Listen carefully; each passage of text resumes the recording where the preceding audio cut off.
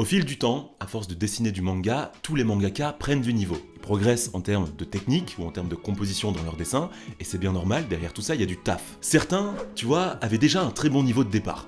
Et puis il y en a d'autres qui ont commencé de plus loin, de parfois même très loin. Et parmi ces derniers, il y a Hajime Isayama, le mangaka qui est derrière le manga hyper populaire Shingeki no Kyojin, l'attaque des titans. Et tu vois, son évolution fulgurante dans le dessin, c'est précisément ce qui va faire de lui l'un des mangaka, l'un des dessinateurs que je respecte le plus. Il a littéralement l'évolution la plus impressionnante que je connaisse dans le dessin de manga. De ses 19 à ses 35 ans, il a level up comme personne. Malheureusement, quand on a une étiquette qui est collée sur le dos, c'est parfois dur de s'en défaire. Certains lecteurs ont simplement gardé en tête uniquement l'image de ce que Isayama pouvait dessiner à ses débuts, au début de SNK, au début de l'attaque des titans. Alors aujourd'hui, avec cette vidéo, je voulais faire une mise à jour là-dessus. Je pense qu'il est temps de prendre conscience de ce qu'est devenu Hajime Isayama et de ce dont il est réellement capable dans le dessin. Alors, avant tout, petite remise en contexte. Hajime Isayama est né en 86 et il dessine du manga depuis le lycée, du manga amateur, rien de bien concret. Et à ses 19 ans, en 2005, il décide de passer aux choses sérieuses et il nous pond ce one-shot, Humanity vs Titan, qu'il propose à la Shueisha. La maison d'édition lui demande de changer son scénario s'il veut être publié. Isayama, ce boss, refuse littéralement de modifier son œuvre. Il part donc proposer son idée ailleurs et ça sera Kodansha qui acceptera de la publier. Son one-shot remporte le prix du meilleur travail du magazine, suite à quoi il décide de bouger et de se consacrer à l'écriture de son prochain chef-d'œuvre. À 20 ans, il part donc à Tokyo et se met à travailler dans un cybercafé, histoire de gagner un petit peu sa vie, simplement, tout en poursuivant son manga. D'ailleurs, certaines rumeurs racontent qu'il se serait fait agresser par un client ivre pendant son service et que c'est à cet instant qu'il aurait réellement pris conscience que l'être humain peut, d'un moment à l'autre, perdre toute son humanité. Une perspective qui fait froid dans le dos et qu'on retrouvera dans Shingeki no Kyojin, l'attaque des titans, qui verra le jour 3 ans plus tard, en 2009.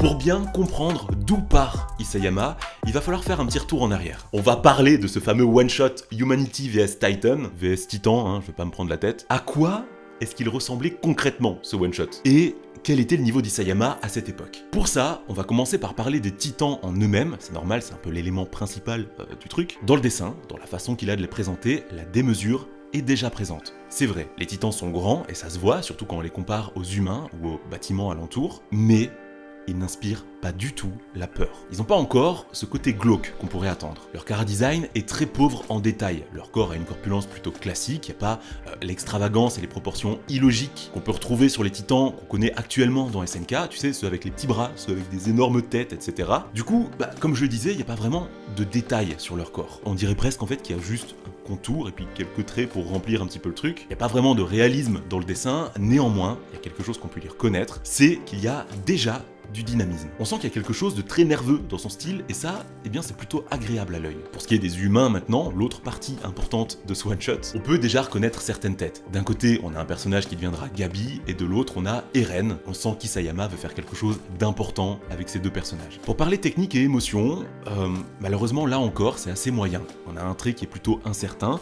En voyant certaines planches, on pourrait même se dire qu'Isayama vient de débuter dans le dessin, alors qu'il dessine quand même depuis le lycée. Les émotions, en fait, elles ont un peu de mal à se faire reconnaître. Comme là, par exemple, le visage de Gabi est quand même plutôt particulier. Par contre, il faut le dire, il faut l'avouer, il y a certaines fulgurances. Comme cette scène, que je trouve juste épique. D'ailleurs, à cette époque, les lames des combattants pouvaient produire des flammes avec un système de roulettes, tu sais, comme sur un briquet. Juste, j'adore. La première grosse évolution d'Isayama se passe de 2005 à 2009. C'est-à-dire de ce one-shot qu'on vient juste de découvrir à la parution du premier tome de SNK, 4 ans plus tard, et tu vas le voir, déjà là, en seulement quelques années, l'évolution est dingue.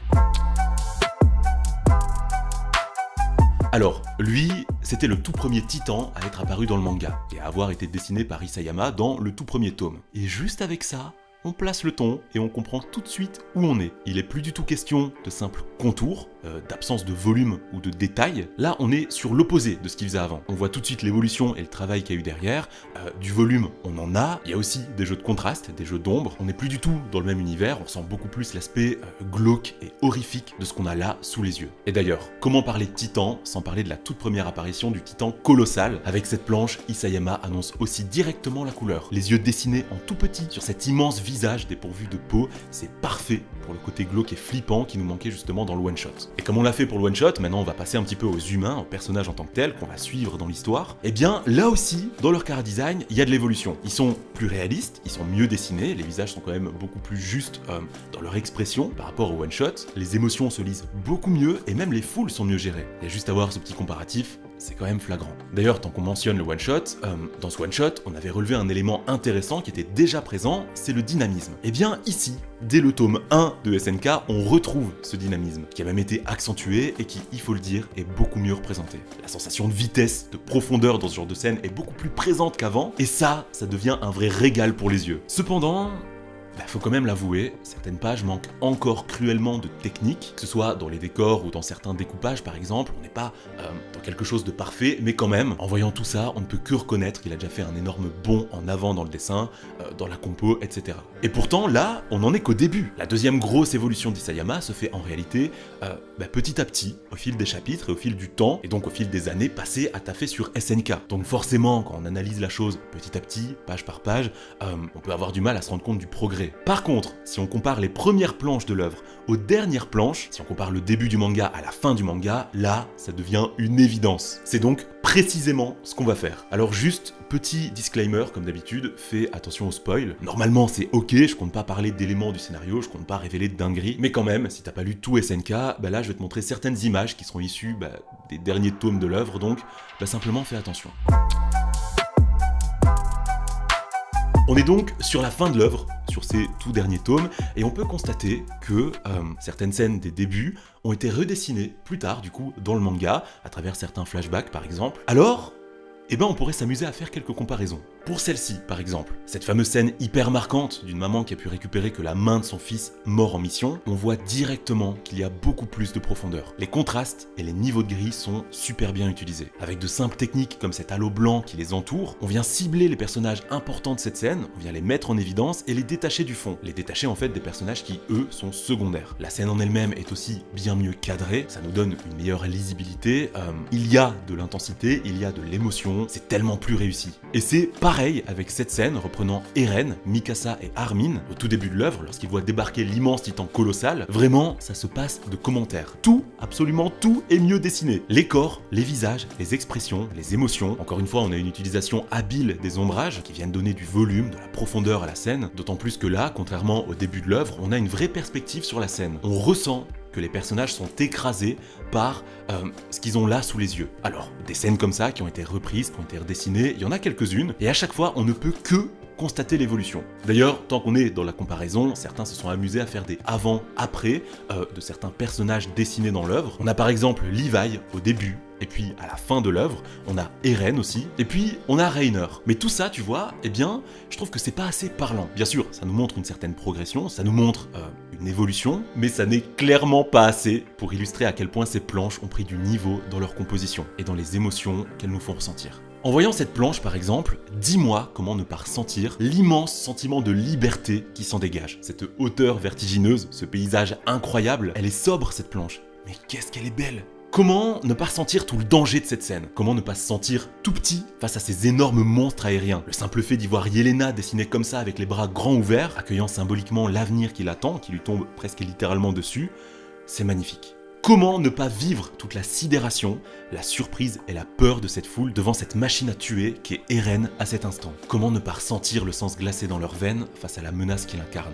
Et puis, comment ne pas ressentir le frisson de voir le titan marteau se matérialiser sur cette planche avec toute cette grâce, toute cette élégance dans sa posture? Cette scène est tout bonnement magnifique, chargée d'intensité et de puissance. Et puis pour finir, comment ne pas tomber dans l'admiration face à la beauté et à la pureté de ce paysage? Cet immense ciel étoilé, l'arbre lumineux se dressant devant Eren, qui est, à cet instant, un observateur tout comme nous, un observateur de ce magnifique spectacle. C'est tout ça qui est devenu SNK au fil du temps. Voilà le véritable potentiel d'Hajime Isayama. Alors, je t'ai déjà parlé d'Isayama dans cette vidéo consacrée aux mangaka qui, selon moi, sont réellement très forts en dessin. Et dans les commentaires de cette vidéo, j'étais tombé sur plusieurs retours de personnes qui n'étaient pas forcément d'accord avec ça. Des personnes qui étaient simplement pas d'accord avec l'idée que je puisse trouver Isayama bon dans ce domaine, dans le dessin. Alors, aujourd'hui, je te le dis, je n'espère pas du tout les avoir fait changer d'avis avec cette vidéo. J'espère simplement que maintenant, ces personnes pourront comprendre le mien. d'avis. Pour moi, Isayama n'est pas qu'un grand mangaka, c'est aussi un grand dessinateur. Alors voilà, il est maintenant temps. Il est maintenant l'heure pour moi de filer. J'espère que cette vidéo t'a plu, j'espère qu'elle t'aura au moins diverti. Je te dis à très vite pour une prochaine vidéo sur la chaîne. D'ici là, porte-toi bien parce que tu le sais, c'est ce qui est le plus important. Salut!